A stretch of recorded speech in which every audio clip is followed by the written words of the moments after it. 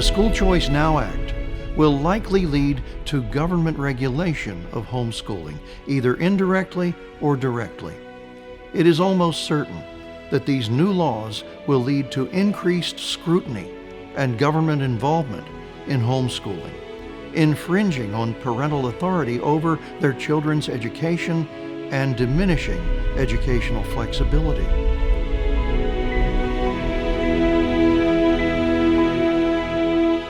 Before the state of Massachusetts enacted the first compulsory school attendance laws in the early 1850s, most children in the United States and around the world were homeschooled. By 1918, every one of the United States and many other governments around the world had passed laws requiring compulsory attendance in government-run schools.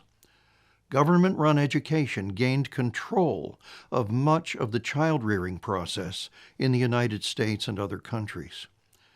Today, the United States has nearly 100,000 government-run schools.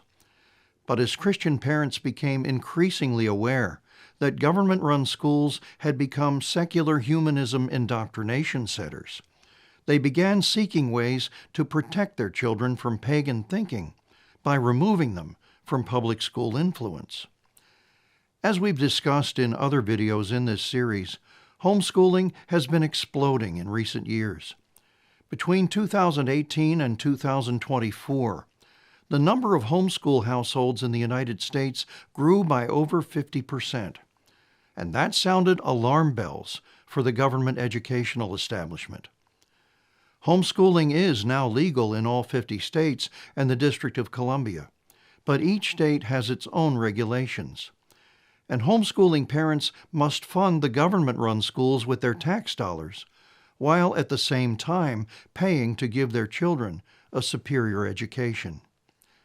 At the time we are producing this video, the Federal Department of Education is being dismantled, and the so-called school choice movement is rapidly gaining traction. The U.S. Congress is now considering the School Choice Now Act. The stated purpose of this law is to provide federal funding and tax credits for private school tuition and homeschooling expenses. This could alleviate the financial burden of homeschooling for many families. But the School Choice Now Act, the Educational Choice for Children Act, and other similar proposed laws will likely lead to government regulation of homeschooling, either indirectly or directly. It is almost certain that these new laws will lead to increased scrutiny and government involvement in homeschooling, infringing on parental authority over their children's education and diminishing educational flexibility. Teachers' unions and other organizations are already employing scare tactics to promote the false idea that homeschool education is by definition inferior, and that therefore government must regulate it to ensure so-called quality, which is simply a code word for conformity to secular humanist mandates. Under proposed school choice laws, the tools that government would use to regulate homeschooling include conditions attached to the funding of educational savings accounts, choice navigators, which would require parents to conform to government mandates, and mandatory standardized testing to promote ideological biases. Clearly, the new era of school choice is about to arrive. But it is also clear that school choice initiatives, laws, and regulations soon to be enacted will be a double-edged sword for both Christian homeschool and Christian private school parents. Government never gives anything with one hand without taking something with the other. Federal, state, and local school choice initiatives may bring financial relief to parents, but it is certain that strings will be attached.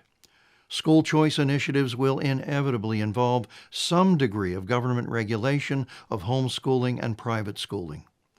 Those regulations will vary depending on the ideology being promoted by the federal government or by state and local governments at a given time.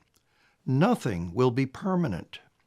One administration may adopt a relatively hands-off policy.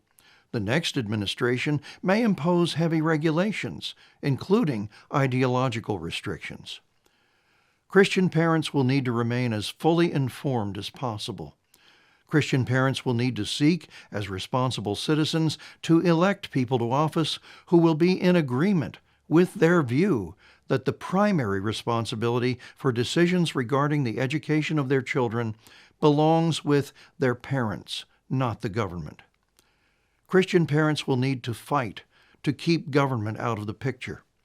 Christian parents will also need to be prepared to refuse government assistance if that involves surrendering your children in any respect to the ungodly educational dictates of the secular state. Above all, the arrival of the era of school choice will mean that parents must pray as never before for wisdom to make decisions that will obey the Bible's commands to parents concerning the raising of their children, will spiritually protect their children, and will prepare them for lives and vocations that will glorify Christ and benefit their fellow men. We are, as Jesus commanded, to render unto Caesar the things that are Caesar's, and unto God the things that are God's. Parents' most prized possessions are their children. Children do not belong to Caesar. They are not the property of the state. Psalm 127 verse 3 tells us that children are God's gifts to parents. It is to parents, not to the state, that God has given the command, "Train up a child in the way he should go, and when he is old, he will not depart from it."